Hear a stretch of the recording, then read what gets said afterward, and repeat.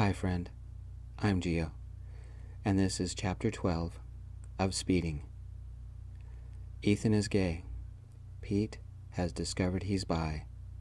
Ethan loves Pete. Pete has realized that he loves Ethan. Ethan is about to face his boss, Chief Alvers, and lose his job. Chapter 12. Ethan. I followed Chief Alvers, chief of Station 341, back to his small office. The place smelled of fresh paint and chuck wagon potatoes and bacon. I hadn't been this nervous, or this scared, since my parents dropped me off at Aunt Joan's right after the accident. The chief was tall and big, with black hair and arms made strong by years of working out. He wore the relaxed duty navy blue t-shirt that said DMV FB 341 on the left breast, and a navy blue baseball cap with the same design above the brim. My foot started twitching, and I forced it to calm. Chief noticed and frowned. I was in serious trouble. My left hand brushed something off my right arm. First thing, Chief said. We needed a chance to talk without everybody interrupting.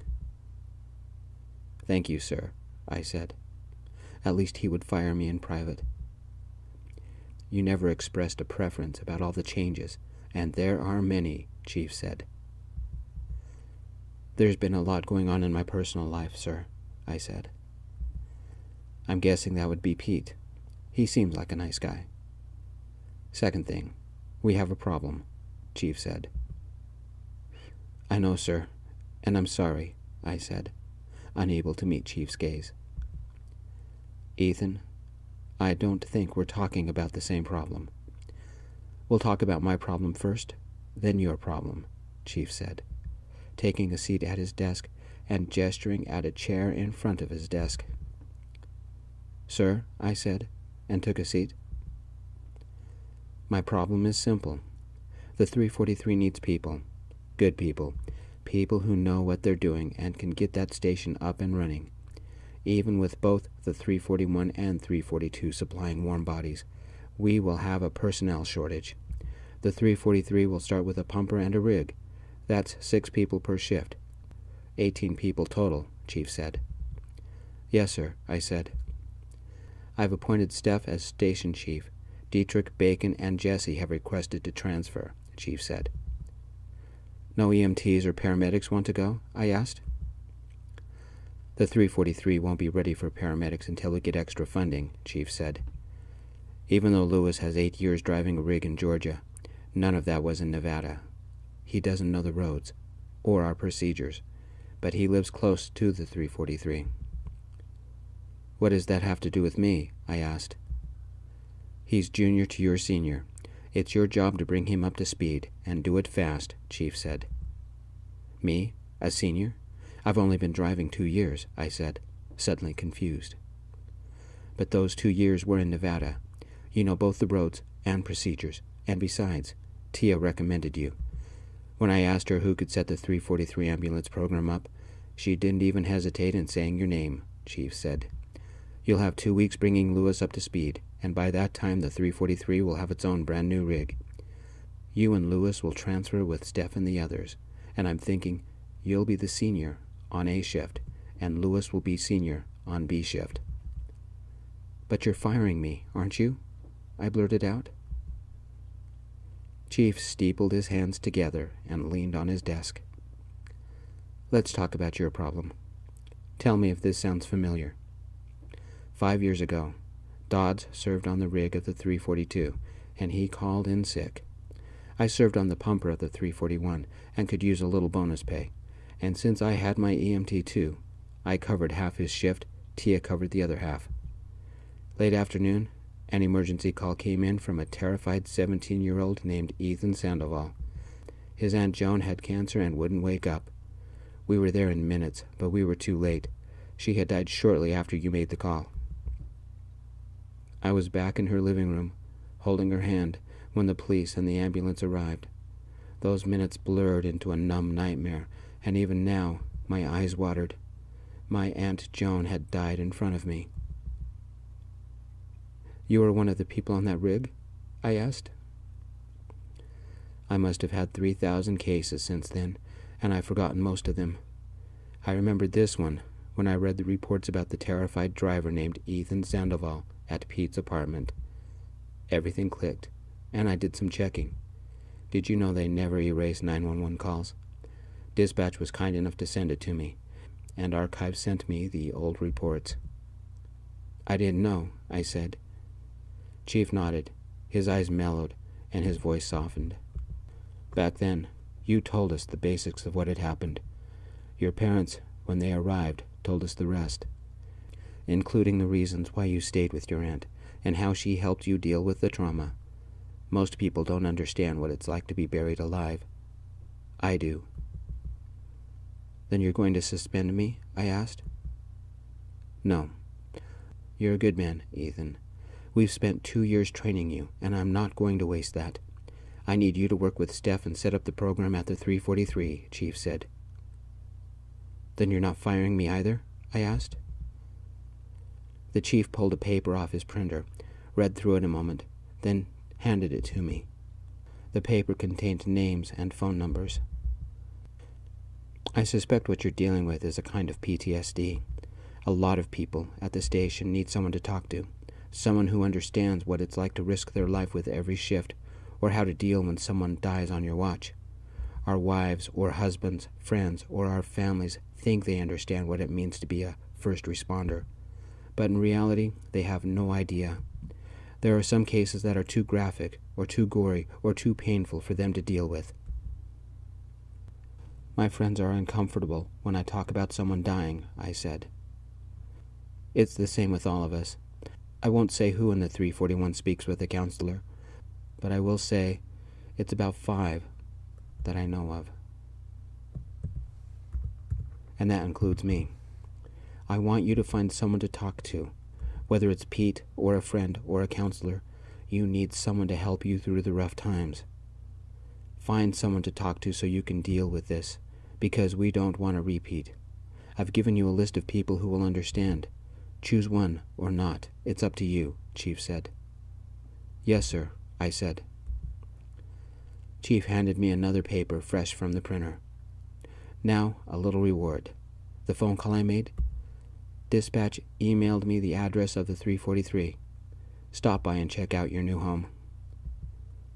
"But Xavier said he got a promotion," I began. "He's not ready to take my job, or Clint's, or Tia's. Except for seniority pay grades, all shifts and personnel are the same. Xavier's on A shift because Tia's going to need some help getting him with the program. Nothing like working with the boss to keep you motivated," Chief said, chuckling. "Right," I said. "Ethan, you're at the 343 because you're their Tia," Chief said, rising. "Now get out of here. I've wasted enough of your day off." "Thank you," I said.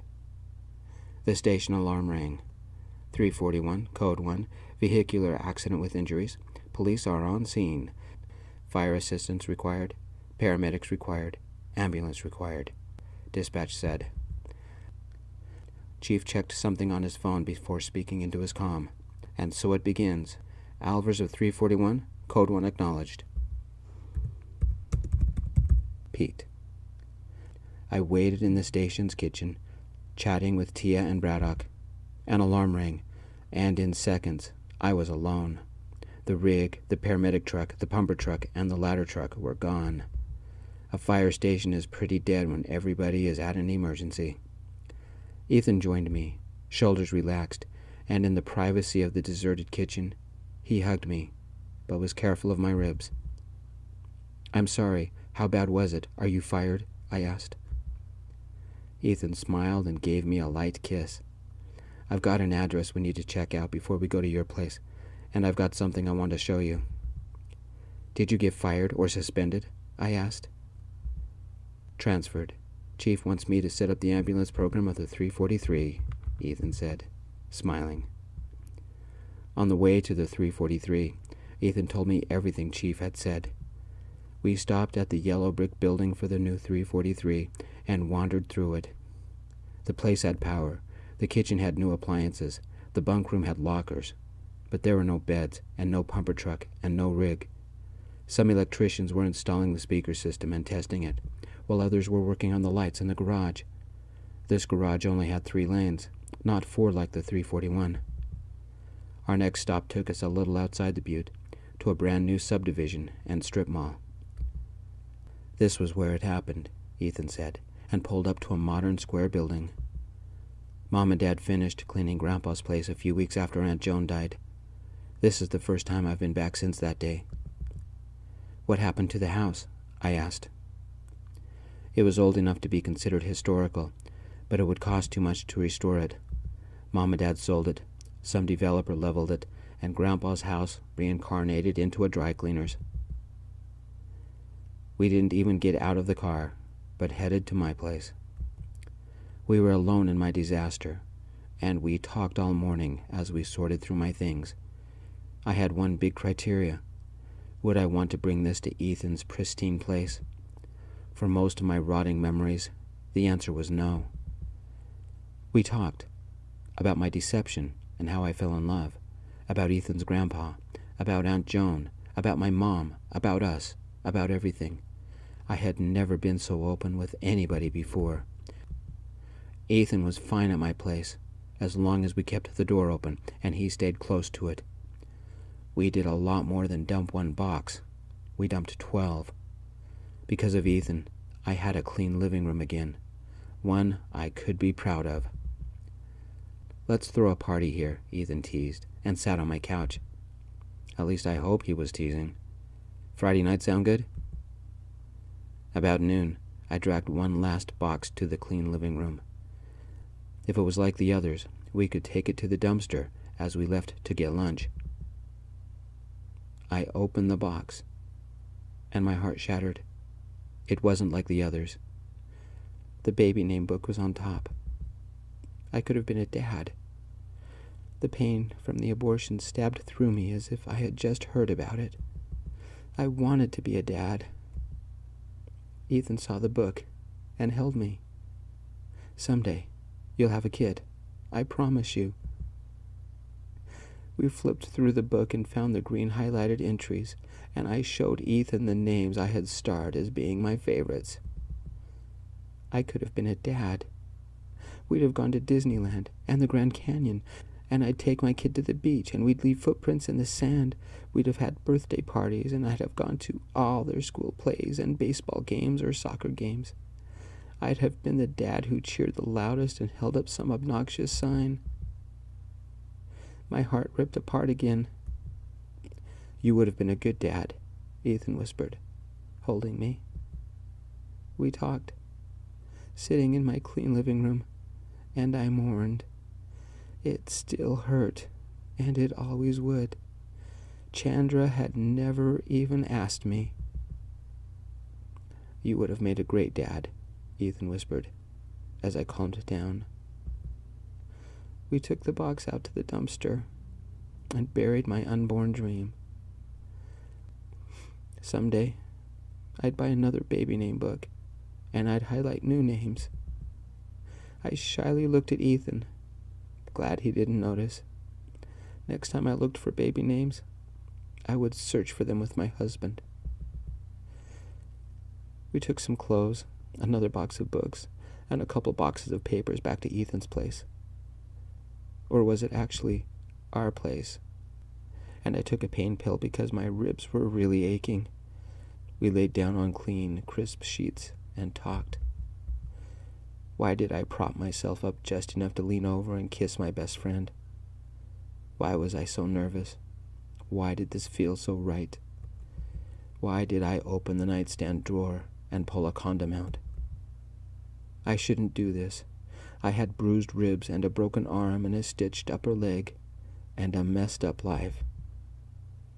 Ethan gently caressed my cheek. I was as screwed up on the inside as much as I was broken on the outside. No one would ever consider me perfect. But Ethan loved me.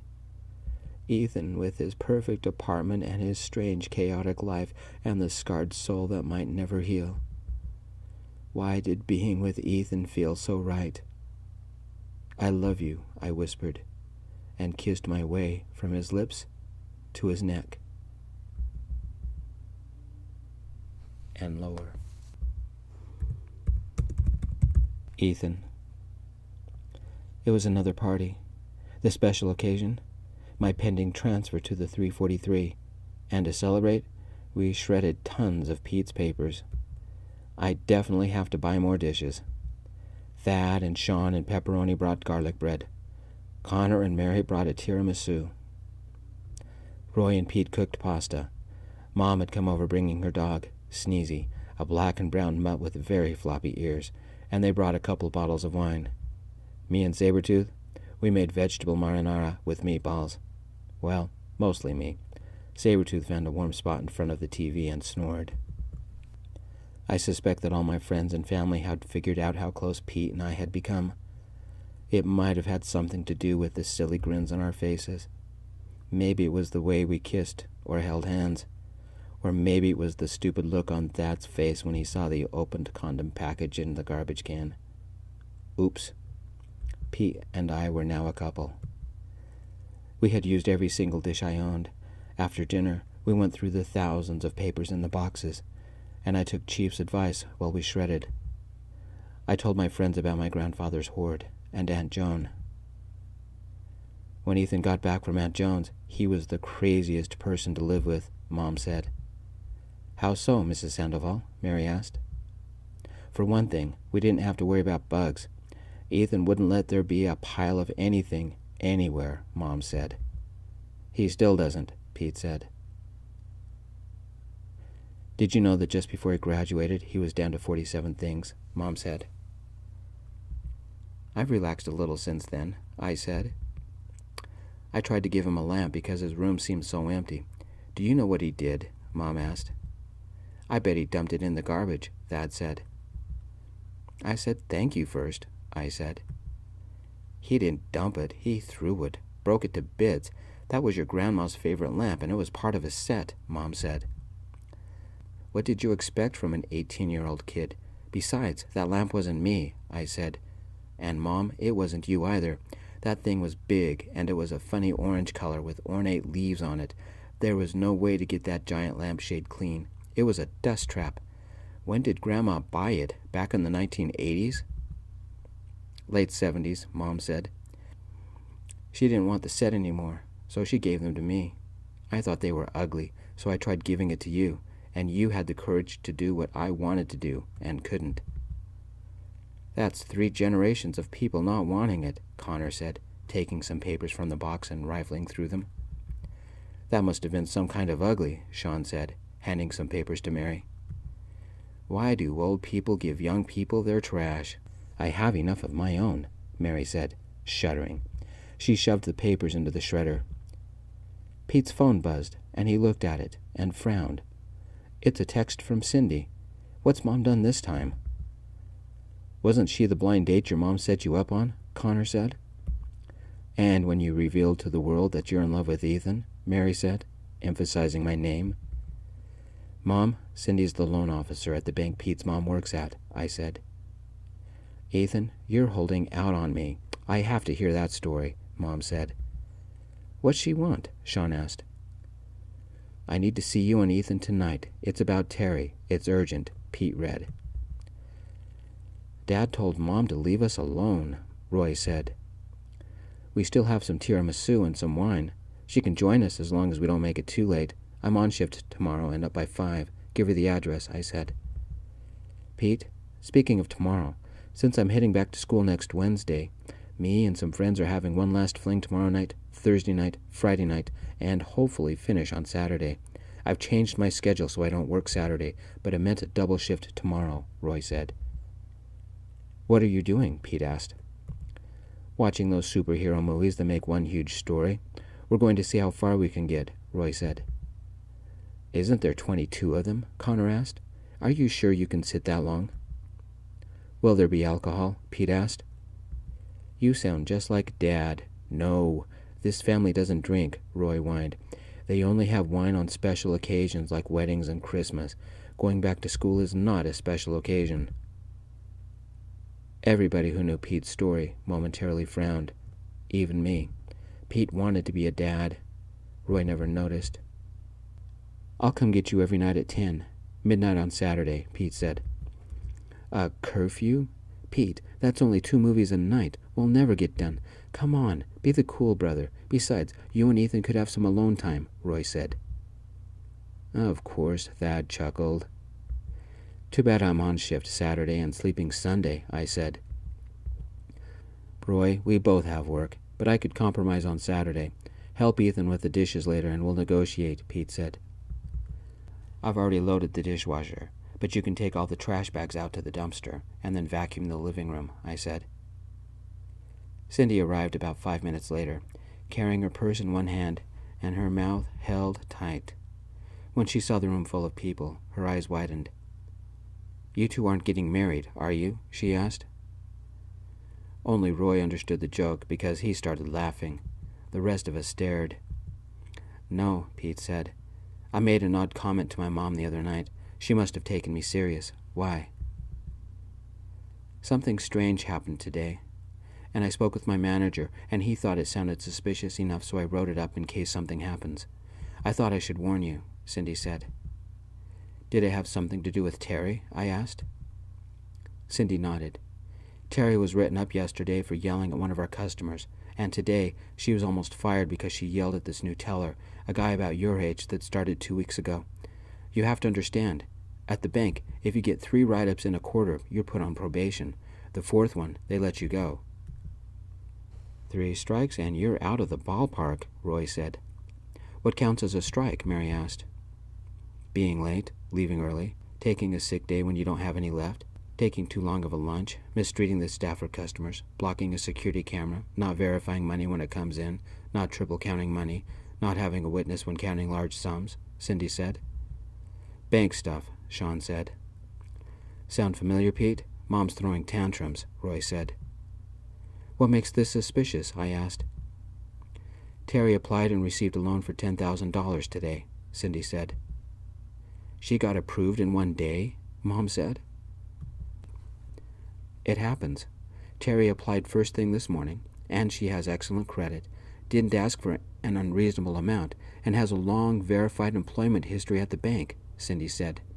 "She met all the criteria, so was approved in hours, and the money was placed in her account by closing." "I wish we had that kind of credit," Sean muttered to Thad.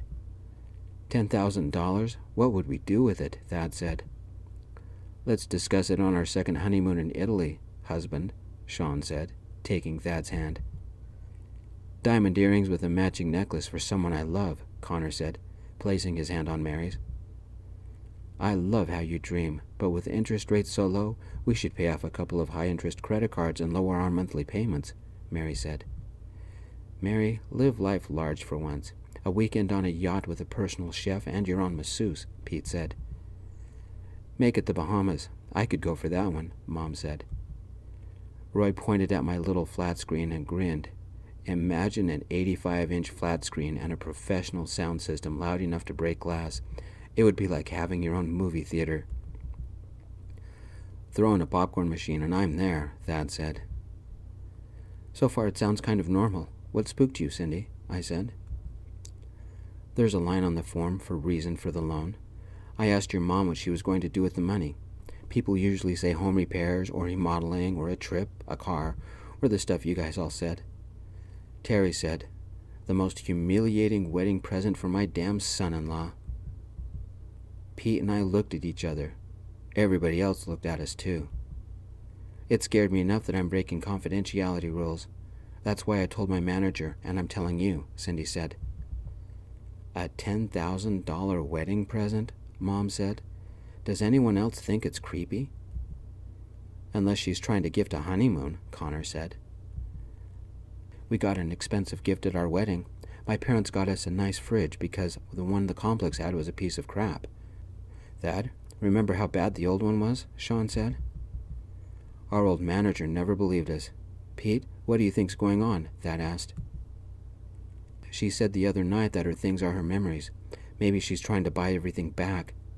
But the only thing I own that's worth anything is my car." "Ethan, you?" Pete asked. The things that I consider valuable are my dog and the people in this room. Stuff can get replaced. People can't, I said. I hope it's nothing but my overactive nerves, Cindy said. Ethan. My gentle wind chime ringtone woke me. I checked my phone. 1 in the morning. I'd been in bed for 3 hours. It was dispatch. Something was wrong. Dispatch, this is Ethan, I said, turning the lamp on. Pete and Sabretooth woke. What is it? Pete muttered. We have a situation. Tia was rushed to Longridge 30 minutes ago. Chief wants to know if you can cover the rest of her shift and then yours, Dispatch said. Is she all right? I asked, quickly getting out of bed and running to the closet. We haven't heard, but we did notify her husband, Dispatch said. Tell Chief I can do it. I'll be at the station in 15 minutes, I said. No need. Xavier and the 341 will arrive at your apartment shortly. Thanks, friend. I love writing my crazy little stories, and having you share them with me makes all the work worth it. Remember, my friend, you are an amazing person. Peace.